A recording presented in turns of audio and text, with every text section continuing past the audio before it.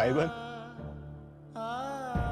એક વાત કહું, આપણે વિખુટા ભેળા એના આજકાલ કરતા કરતા 15 વર્ષના વાણા વહી ગયા, પણ આટલા વર્ષોમાં પહેલી વાર મને એમ લાગ્યું છે કે તમે મારો હાથ છોડી દીધો છે. આટલા વર્ષોમાં પહેલી વાર મને એમ થયું છે કે તમે છો તેમ છતાં હું દિશાહીન છું.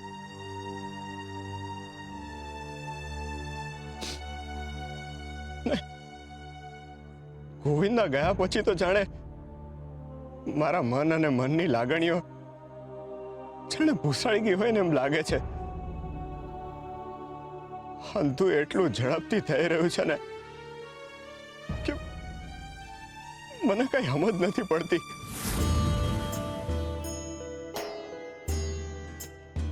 અંધુ ગોળ ગોળ ફરે છે. પરિભ્રમણમાં તમે ક્યાં છો? મને ખબર છે કે તમે અંધુ જોવો છો ને મને એ ખબર છે કે અંધુ તમારી ઈચ્છા મુજબ થાય છે, પણ તેમ છતાંય મને તમારો પાસ હોવાનો અનુભવ નથી થઈ રહ્યો. ભાઈબંધ, ક્યાં છો તમે? ક્યાં છો?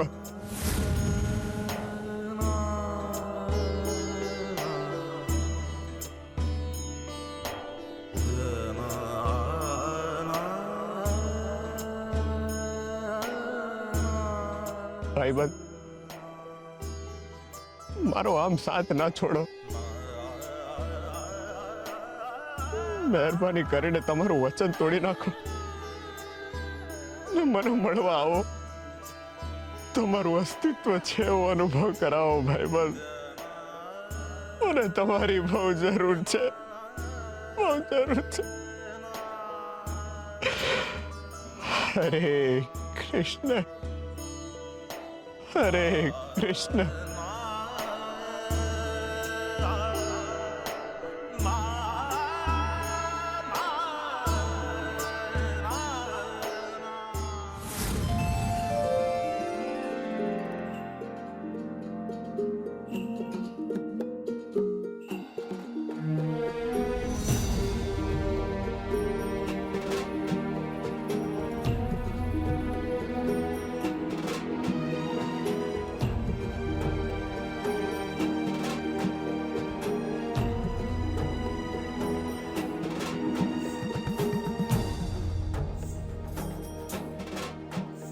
ભાઈબંધ,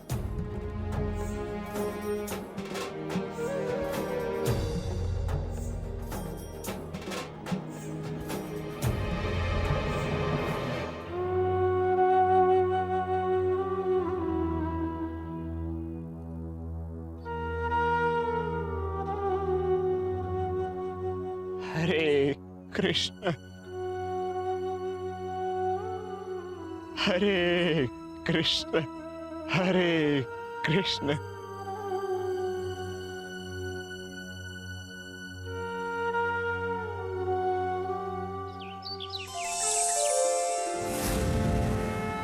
બોલો શ્રી કૃષ્ણ કનૈયા લાલની જય. શ્રી હરિ નમો નારાયણાય. શ્રી હરિ નમો નારાયણાય. શ્રી હરિ નમો નારાયણાય. શ્રી હરિ નમો નારાયણાય.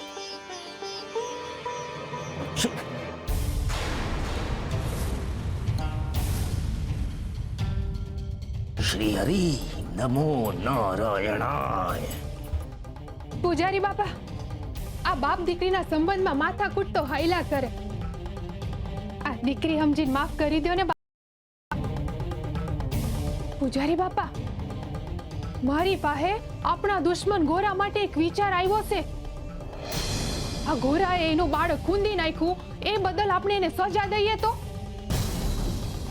જો તમારી હા હોય તો મને મારા વિચાર પર ભરોસો બેહે બાપા. બોલ, શું વિચાર કર્યો છે તે ગોરાને સજા અપાવવા માટેનો? આપણે રાજા પાસે જઈને ફરિયાદ કરી દઈએ તો કે ગોરાએ પોતાનું બાળક પોતે જ ખૂંદી નાખ્યું છે, એટલે બાળ હત્યા બદલ રાજા ગોરાને સીધી સૂડીએ ચડાવવાની સજા કરશે બાપા. પછી આપનો રસ્તો સાફ. સમજ્યા તમે? જો તે બધી જ યોજનાઓ વિચારી લીધી છે તો પછી મને શું કામ પૂછવા આવી છે? પૂજારી બાપા, આમાં એવું છે ને કે હું એકલી બાઈ માણા આ રાજા પાસે જઈને ફરિયાદ કરું તો ઈ મારી વાત ન માને, પણ જો તમે મારી હારે આવો અને ફરિયાદ કરો ને તો જરાક ભાર પડે બાપા. સમજ્યા? હું તમારી વાહે વાહે આવીશ અને તમારી હારે ઊભી રહીશ. બોલો બાપા, કેવો છે વિચાર મારો? કે આ રીતે તમે વરહો જૂનો બદલો પૂરો કરી શકો છો. આ ઘોરાથી એક કાકરે બે પક્ષી મરશે બાપા. બોલો, સાથ આપો છો ને?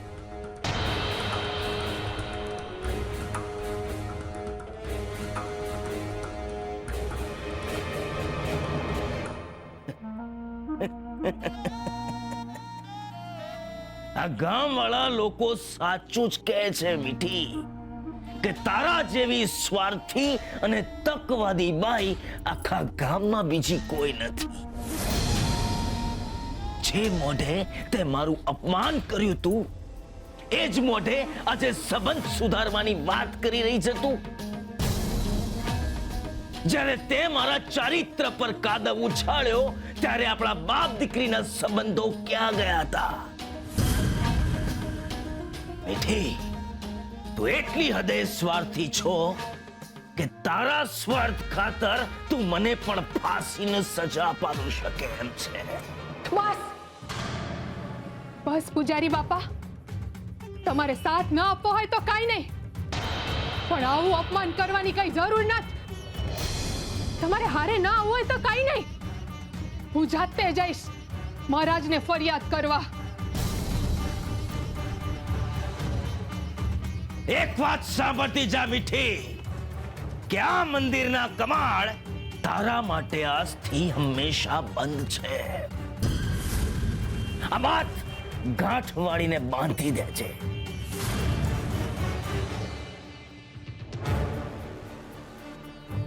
શ્રી હરિ નમો નારાયણાય.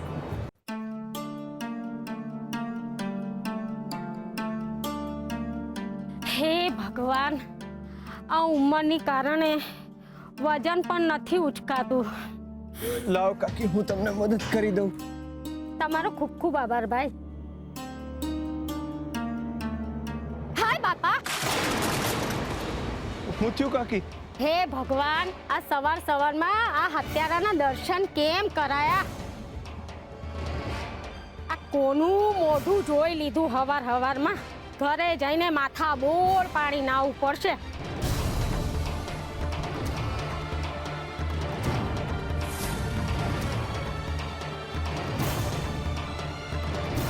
લાવ કાકી, હું તમને લાકડા ઉચકવામાં મદદ કરું. ના ભાઈ ના, લાકડા ઉપાડવામાં તારા જેવા હત્યારાની જો મદદ લઉં તો મારા ઘરનો ચૂલો અભડાય. પડી રહેવા દે લાકડા.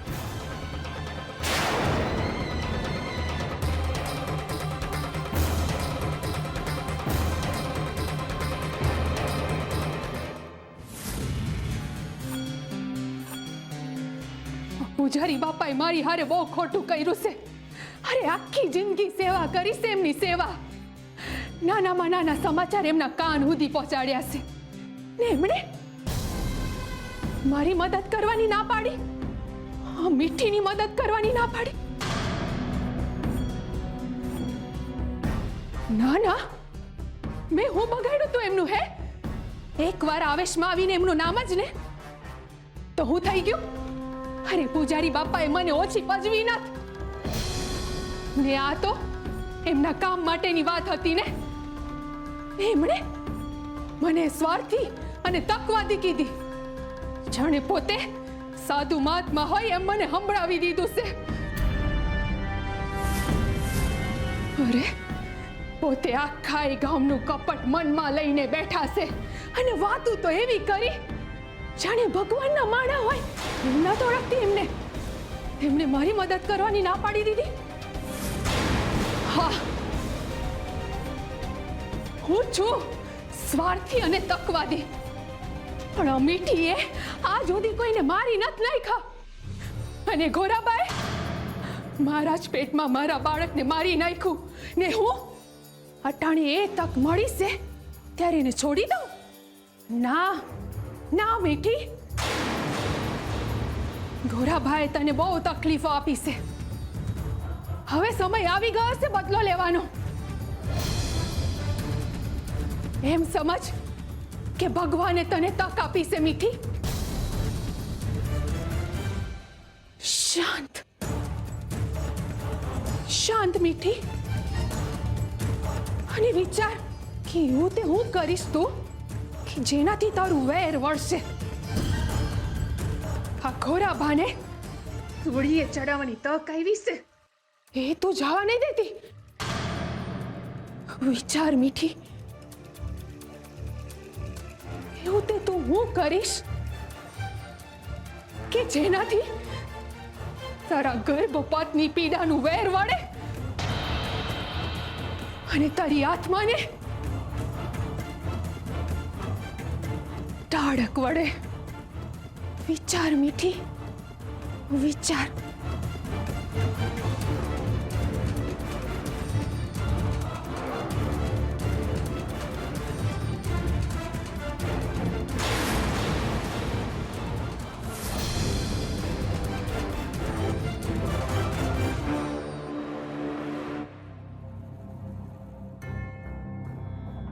આ તો હાવ ઠંડો છે.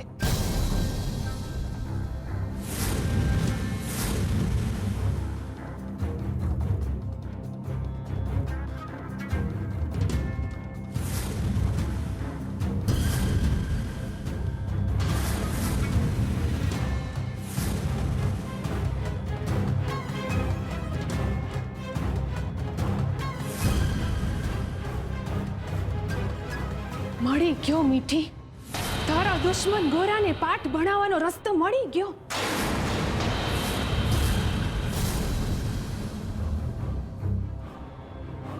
માટલું લઈ લ્યો, માટલું. ઠંડા પાણી હાટું માટલું લઈ લ્યો, માટલું લઈ લ્યો, માટલું. અરે ગોરા કુબારની હાટડી ક્યાં છે? કા ભાવ હું થયું? તારે શું લેવા દેવા? સીધે સીધું કહી દે, કઈ છે ગોરાની હાટડી? અરે પણ ગોરાને આવતા થોડો સમય થશે હો. અરે થોડા દી હું અમે તો ઈચ્છે છે એ ખૂની કદી ના આવો જોઈએ. અને અહીંયા જ નહીં, ઈ પાપી આ ગામમાં જ ના આવો જોઈએ.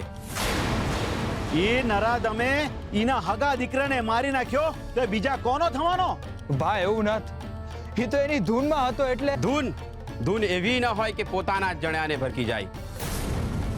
માણસ અને માટીમાં ભેદ ન પારખી શકે એને જીવવાનો કોઈ જ અધિકાર નથી.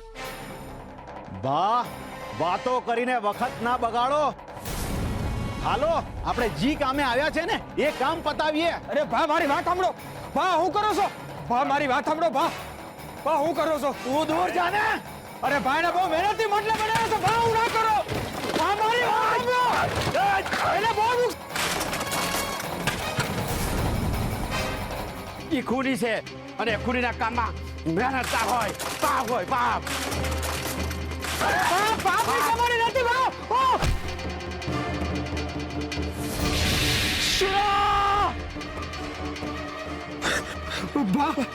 બા લોકો તારા માટલા તોડે છે.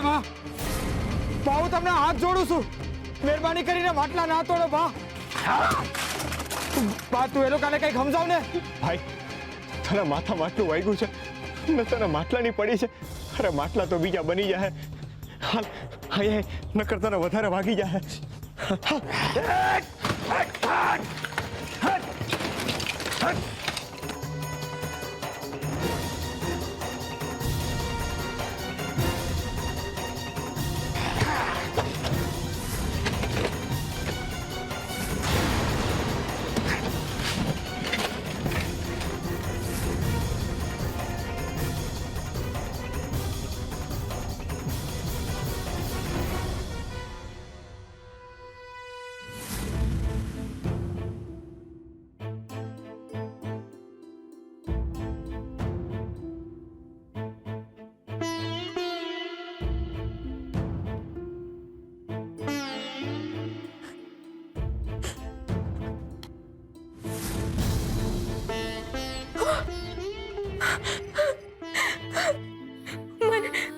મને માફ કરી દે મારા દીકરા, મારા ગોવિંદ, મારા લાલ.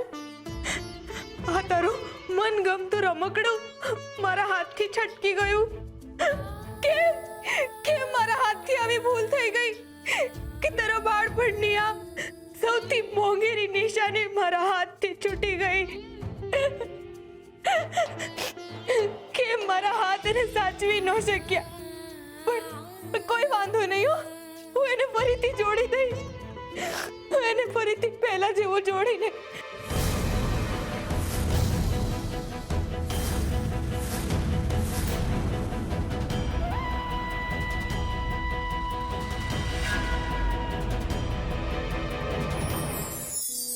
દુઃખ. જો કોઈને જીવનમાંથી કોઈ વાતનો ત્યાગ કરવાનું કહેવામાં આવે તો એ હશે દુઃખ. દુઃખ એક એવી અનુભૂતિ છે જે ક્યારેય કોઈને નથી ગમતી, પરંતુ સત્ય એ પણ છે કે એનો અનુભવ કર્યા વિના ક્યારેય કોઈ રહી શક્યું પણ નથી. દરેક મનુષ્યના જીવનમાં એવા અવસર આવે જ છે જેમાં એ દુઃખી થાય છે, અને જ્યારે દુઃખનું માપ વધે છે ત્યારે આંખોમાંથી અશ્રુની ધારા વહી જાય છે, અને એ આંસુ અને ધ્રુસકાના આધારે મનુષ્યના હૃદયની પીડા બહારના લોકો નક્કી કરતા હોય છે.